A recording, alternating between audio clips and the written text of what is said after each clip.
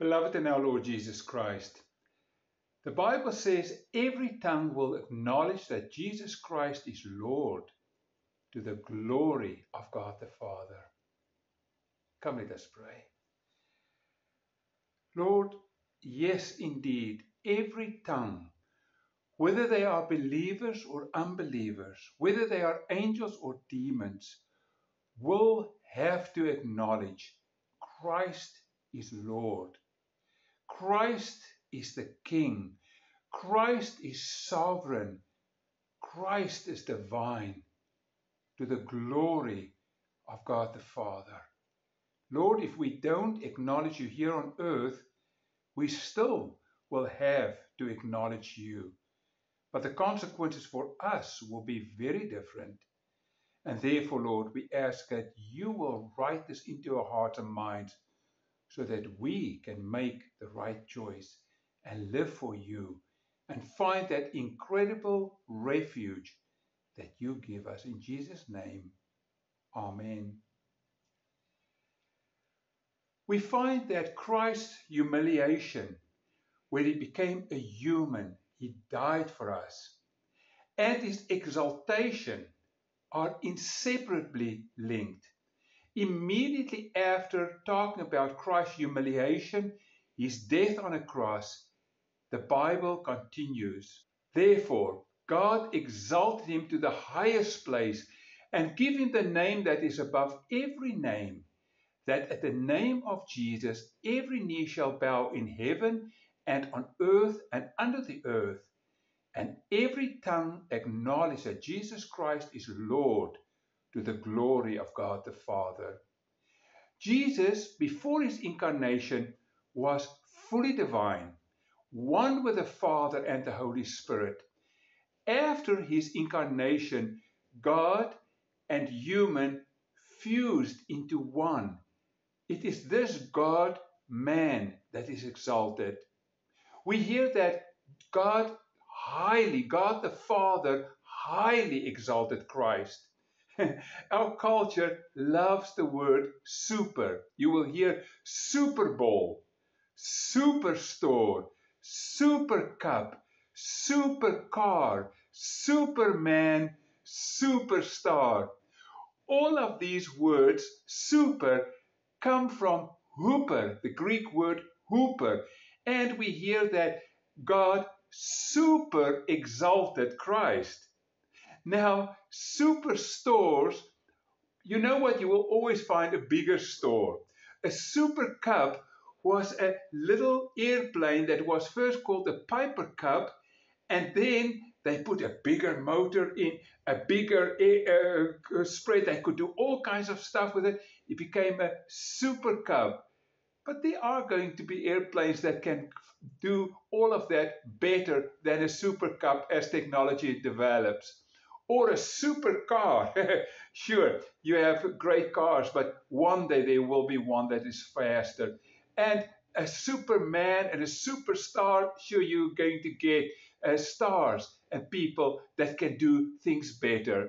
But there's one thing that nobody can exceed, and that is that Christ was super exalted to the highest place, and nobody can usurp him.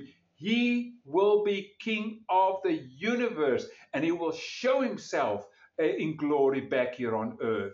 Let's look at Christ's exaltation. He was resurrected by the Holy Spirit. He showed himself with power in his brand new body. Remember how after his resurrection, he appeared to the disciples, many at the same time, and, says John, with his new exalted body, he could appear right through walls. His ascension, he said to the disciples, you will also receive power when the Holy Spirit will come unto you. You will be my disciples. You will be my messengers. And then he went to heaven. And then his coronation and place of honor at the right hand of God the Father. And there he is interceding for us. Hebrews 4 verse 15. Our high priest understands our weaknesses, for he has faced all the same testings we do, yet he did not sin. And then he also will return in absolute glory as the king and the judge. John 5:22. The Father judged no one. He has given the Son absolute authority to judge. Christ's exaltation did not concern his divine nature. He was always divine, or his eternal place within the Trinity, but his new identity as the God-man. In addition to receiving back his glory, he also has a new status as God-man. That means that God gave him new privileges.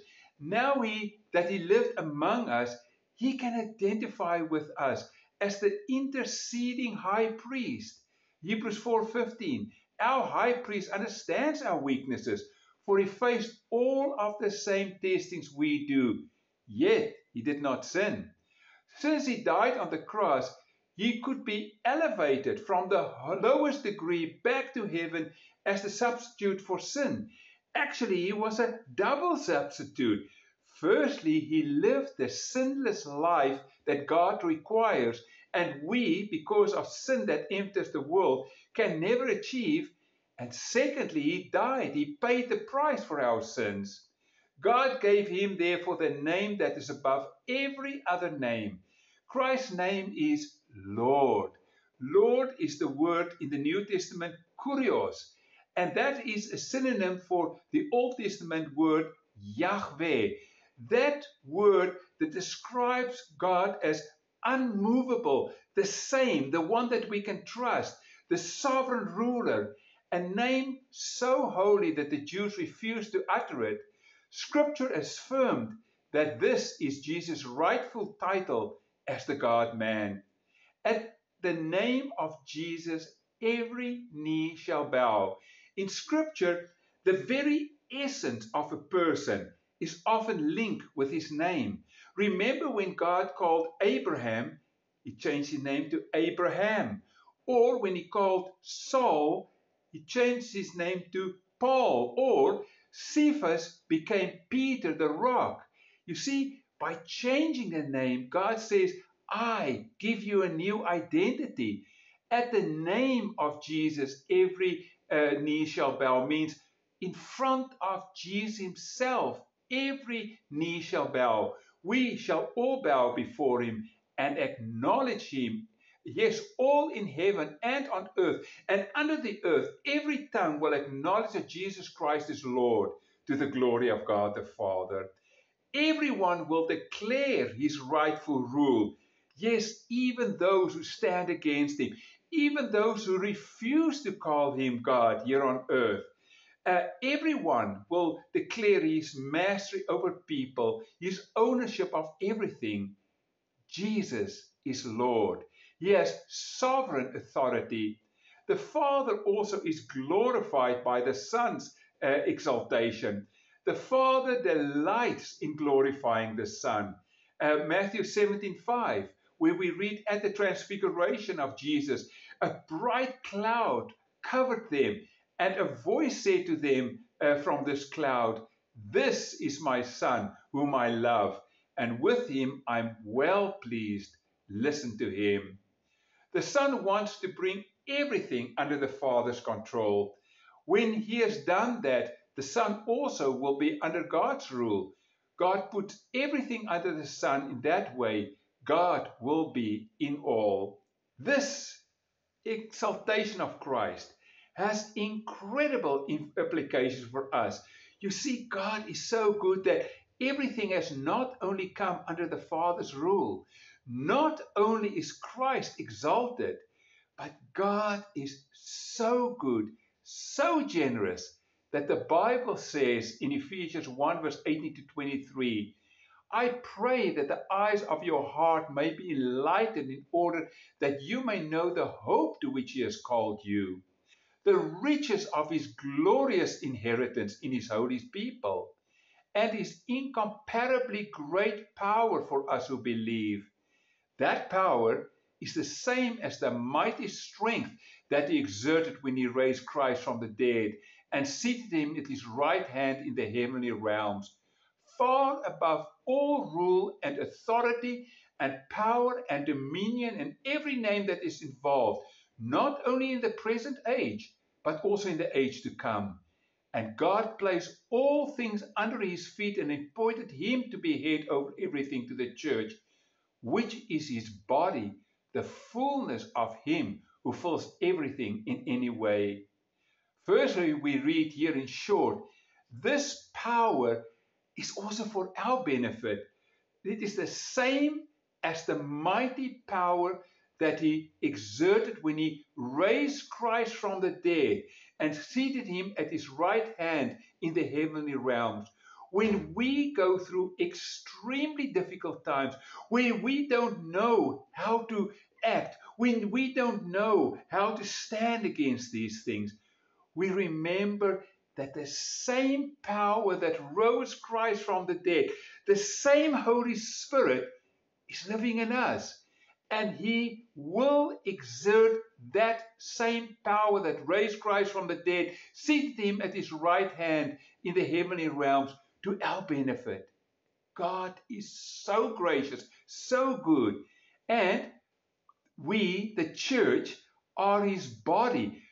He fulfills everything through us. The church is his body, the fullness of him who fills everything in any way. I can't understand that. All I can do is fall on my knees and say, Lord, thank you for your grace. Yes, also when we go through very tough times, knowing God is in control.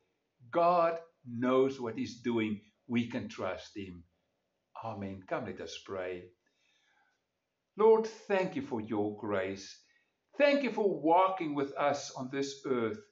And thank you for your love, Lord, that we can absolutely trust you and know that, yes, on the one hand, you, after Christ did all of that for us, after he died for us, after he paid the price for our sins that he never committed himself, but he loved us so much, Lord, that you exalted him. But Lord, we who deserves hell and death are, just because we accept what Christ did for us, being exalted with the same power and undergird and supported as we walk this earth. Thank you for your grace. In Jesus' name, amen. And now listen to this, friends. Romans 15 verse 13 gives a benediction. It says, I pray that God, the source of all hope, will fill you completely with joy and peace because you trust in him. Then you will overflow and with confident hope through the power of the Holy Spirit. That's my prayer for you. I pray that God, the source of all hope, will fill you completely with joy and peace because you trust in him. Then you will overflow with confident hope through the power of the Holy Spirit. Go in peace. Go in the strength of our Lord. Amen.